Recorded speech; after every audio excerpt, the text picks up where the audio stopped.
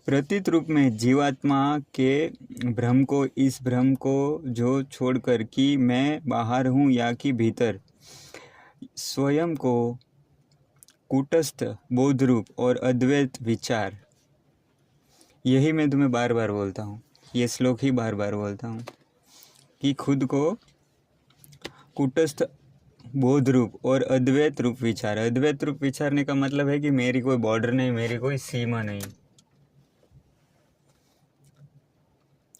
इस भ्रम को छोड़कर के मैं बाहर हूँ कि भीतर। तुम खुद को कौन सी जगह पे मानते हो कि मैं इस जगह पे विराजमान हूँ? जैसे कि मैं खुद को लड़की मानती हूँ। हाँ, और तुम वहाँ कहाँ पे हो, कौन सी जगह पे हो? मुंबई में हूँ। मुंबई में हो, लेकिन तुम शरीर में कहाँ पे हो? फिर पैर में हो, हाथ में हो, तुम्हारी जगह कौन सी है शरीर में? या फिर शरीर ही तुम हो ऐसा मान रखा है? हाँ, पूरी बॉडी को ही मान रखा है। ठीक है। कि इंसान जो भी बाथरूम वगैरह करता है तो वो भी तो उसका हिस्सा है, तो उसको साथ में लेके क्यों नहीं घूमता कि ये तो मेरा है, मेरे शरीर से निकला हुआ है।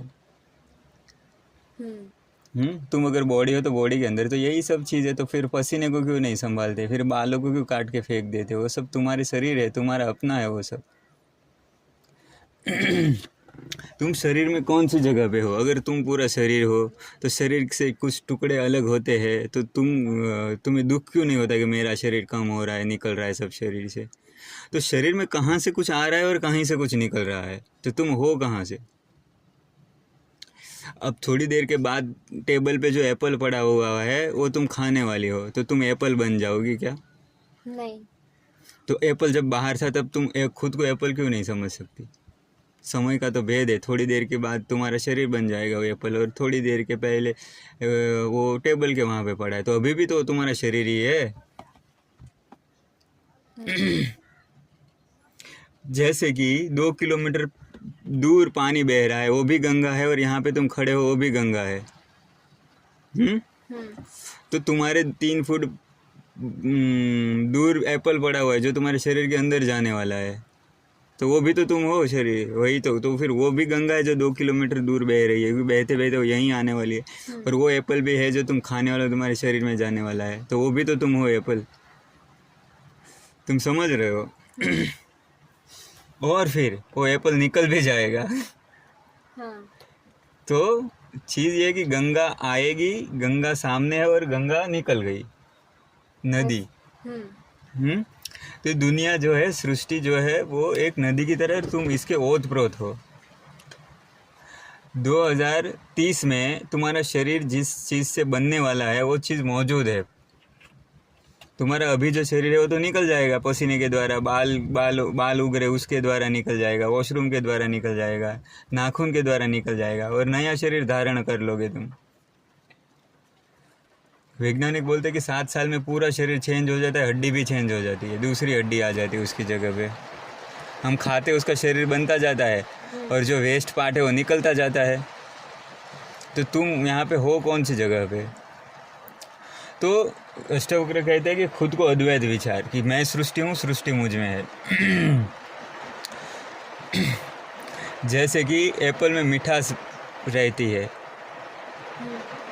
एप्पल में मिठास है, या तो फिर गन्ने के रस में शक्कर बनी हुई है, मिक्स है, वैसे ही तुम एक सृष्टि में मिक्स हो, पूरी सृष्टि में हर जगह दूर दूर तक तुम हो।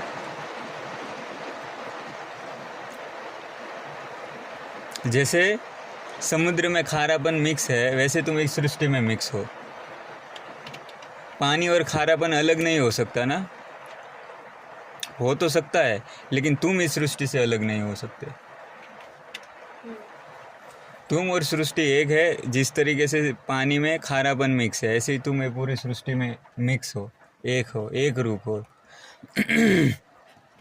लेकिन तुमने कहीं कोई जगह पे कोई शरीर को अपना मान रखा है और पूरी सृष्टि को लात मार दी है, ये मैं कुछ भी नहीं हूँ, बस मैं एक छोटा सा तुच्छ जीव हूँ। यही भूल हो जाती है। फिर वो तुच्छ जीव है तो वो जीव तो मरने वाला है, तो दुख रहता है। समझ में आई बात? जैसे कोई सृष्टि में ऐसी चीज़ है जो नश्वर है, उसको तुमने खुद मान रखा है। अब वो नष्ट हो गई तो तुम नष्ट हो गए, तो फिक्र बनी रहेगी, क्योंकि वो तो ख़त्म होनी ही है, क्योंकि वो नश्वर है, वो कमज़ोर है, उसके पास ज़्यादा समय नहीं है, 60-70 साल का समय है, वो ख़त्म हो जाएगी, तो फिक्र तो बनी रहेगी। और तुमने वही चीज़ को खुद मान रखा है जो ख़त्म होने वाली है, उसी से नाता जोड़ रखा है, जो ख़त्म हो जाएगी, नष्ट हो जाएगी, उसी से नाता जोड़ रखा है। तो तुम दुखी होने वाले हो, तो तुमने शरीर से तादात्म्य रखा तो तुम दुखी होने वाले हो। जब तक शरीर से तादात्म्य है तब तक तुम दुखी रहोगे, और जब सृष्टि से तादात्म्य हो जाएगा तब दुखी नहीं होगे, क्योंकि यहाँ तो जन्म मरण होता ही रहता है, ना तो जन्म है ना तो मरण है। यहाँ पे तो सृष्टि में कुछ ना तो जन्मता है ना तो नष्ट होता है। जैसे सागर में लहर उठती है और वापस सागर में मिल जाती है, तो क्या जन्मा क्या नष्ट हुआ? हम ये कहेंगे कि लहर का जन्म और लहर मर गई, वो तो सागर के साथ एक ही है, ना तो जन्मी ना मरी। तो जब तुम सृष्टि को खुद को मान लोगे कि मैं सृष्टि हूँ, तब ना तो तुम जन्म से और मृत्यु से, दोनों से तुम पार हो जाओगे।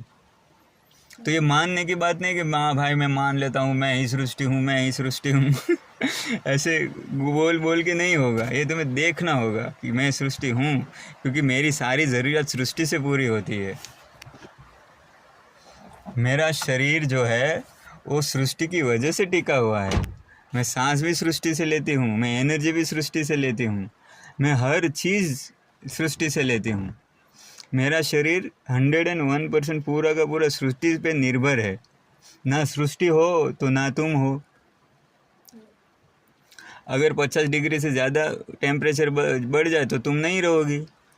हवा 2 मिनट के लिए बंद हो जाएगी, तुम नहीं रहोगी, मतलब तुम ही सृष्टि हो।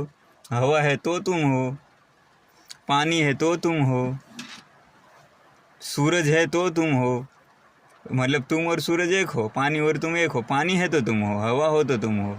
तो हवा पानी ये सब कहाँ है? ये सब सृष्टि में है, तो सृष्टि ही तुम हो, क्योंकि तुम पूरी तरीके से ये पूरी प्रकृति पे निर्भर हो। एक्चुअली प्रकृति तुम्हारे अंदर घुसी हुई है पूरी। पानी भी तुम्हारे अंदर घुसा हुआ है, हवा भी तुम्हारे अंदर घुसी हुई है, हर तत्व तुम्हारे अंदर, पंच तत्व तुम्हारे अंदर घुसे हुए। तो पंच तत्व का निर्माण हो, और हर चीज़ पंच तत्व का निर्माण है। जैसे पेड़ पंच तत्व का निर्माण है, तो ऐसे तुम्हारा शरीर पंच तत्व का निर्माण है। जैसे पंछी में भी पंच तत्व है, वैसे तुम्हारे अंदर पंच तत्व है। जैसे सृष्टि में पंच तत्व है, वैसे तुम्हारे अंदर पंच तत्व है। तो तुम और सृष्टि अलग कैसे हुए? लेकिन तुम और सृष्टि तब अलग हो जाते हो जब तुम खुद को कुछ नाम दे देते हो। जैसे आसमान में चिड़िया उड़ रही है और तुम एकदम राइट वाली उड़ रही है, उसको देखो तो वो उससे अलग हो गई, द्वैत बन गया, बाकी सब चिड़िया एक ही है।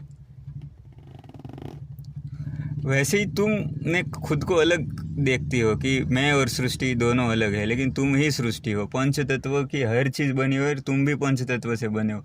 कोई ऐसी चीज़ होती कि तुम 7 तत्व से बने हो, या तुम 15 तत्व से बने हो, तो मान लेते कि तुम और सृष्टि अलग हो। तुम में कोई ऐसा तत्व हो तुम्हारे शरीर के भीतर जो सृष्टि में ना पाया जाता हो, ठीक है, तो फिर तुम सृष्टि से अलग हो। लेकिन जो कुछ सृष्टि में पाया जाता है वही तुम्हारे शरीर के भीतर है, मतलब तुम ही सृष्टि हो। सृष्टि और तुम अलग हो ही नहीं, जगत और तुम एक रूप हो।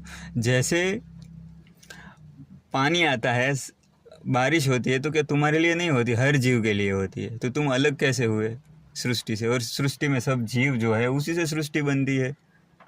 पशु पौधे नदियाँ, उसी से तो सृष्टि बनती है। ये पशु पौधे जीव ना हो तो सृष्टि कहाँ है?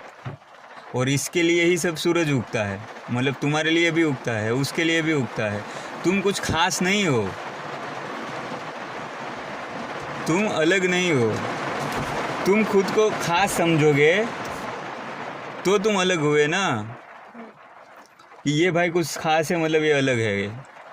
पंच तत्व से सबका शरीर बना है, तो तुम उससे अलग कैसे हो? खाली नाम दे देने से अलग नहीं हो जाते। और थोड़ा आकार अलग है, कोई काला है पीला है तो हम कहते तू अलग है मैं अलग हूँ। फिर हमारे संस्कार अलग है कि तुझे ये पसंद है तो मुझे वो पसंद है, इसलिए हम दोनों अलग है। लेकिन उसको जो पसंद है वो भी पंच तत्व का हिस्सा है, तुम्हें जो पसंद है वो भी पंच तत्व का हिस्सा है। तो उसमें अलग जैसा कुछ नहीं है। कोई काला है कोई गोरा है तो अलग है क्या? वो भी पंच तत्व का है, भले गोरा है। तुम भले ही पंच तत्व बने, तुम काले हो, जो भी है, तो आकार से अलग नहीं हो जाते, कलर से अलग नहीं हो जाते, पसंद नापसंद से अलग नहीं हो जाते। यही सब की वजह से हमें भ्रम हो जाता है कि मैं सृष्टि अलग हूँ और मैं और ये दूसरा इंसान है वो अलग है, मैं और बाकी जीव अलग है। क्योंकि वो जीव का आकार अलग है, किसी को 4 पैर है, किसी को 2 पैर है, तो उससे तुम मान लेते हो कि मैं और वो अलग है। लेकिन तुम बने कौन से चीज़ से हो? वो भी पंच तत्व से बना है, तुम भी पंच तत्व से बने हो। वो भी प्रकृति पे निर्भर है, तुम भी प्रकृति पे निर्भर हो। उसको भी सांस ले रहा है, तुम भी सांस ले रहे हो। और प्रकृति में जो भी चीज़ मौजूद है वो तुम्हारे शरीर के हर कण कण में है, बाल से लेके नाखून से लेके हर शरीर के कण कण में वो चीज़ें है जो प्रकृति में पाई जाती है। इसीलिए तुम अपने शरीर का भरण पोषण करने के लिए प्रकृति से सहायता लेते हो, पानी की, फ्रूट्स की, हवा की। तो ये सब तुम सहायता लेते हो ये टिके रहे, क्योंकि वो इसीलिए कि वो वहाँ पे जो है और तुम्हारे शरीर के अंदर वो दोनों एक है। और जो विचार है उससे कोई अलग नहीं हो जाता कि मुझे ब्लू पसंद है तो तुम्हें काला पसंद है, तो हम दोनों अलग है। 7 तत्व ही है दुनिया सृष्टि में, ठीक है? तो पसंद नापसंद से तो अलग, पसंद तो है ना, तुम्हें भी कुछ पसंद आता है और कुछ नहीं आता है, उसको भी कुछ पसंद आता है कुछ नहीं आता है, तो तुम एक ही हो। कुछ कुछ तुम्हें पसंद आता है, कुछ कुछ उसे पसंद आता है, कुछ कुछ तुम्हें नहीं आता है, कुछ कुछ उसे नहीं आता है, तो एक सेम ही हो। समझ में आई बात? और तुम कहते हो कि अगर कुत्ते हैं उसका भोजन अलग है तो वो अलग है, तो वो जो भोजन है वो पंच तत्व का बना है, तो तुम्हारा भोजन है वो भी पंच तत्व का बना है। तो अष्टवक्र कहते हैं कि तू खुद को अद्वैत विचार और इस सृष्टि के साथ एक रूपता का एहसास कर। और जैसे ही तू एक रूपता का एहसास करेगा तो तेरे अंदर शांति बढ़ती जाएगी, सुकून मिलता जाएगा, क्योंकि तुम घर लौट रहे हो। जब घर लौटते हैं तो थकान दूर होती है, शांति मिलती है। और अद्वैत में स्थापित हो जाने का मतलब है घर लौट जाना। इनलाइटन हो जाने का मतलब है घर लौट आए, भटकाव बंद हुआ। ठीक है।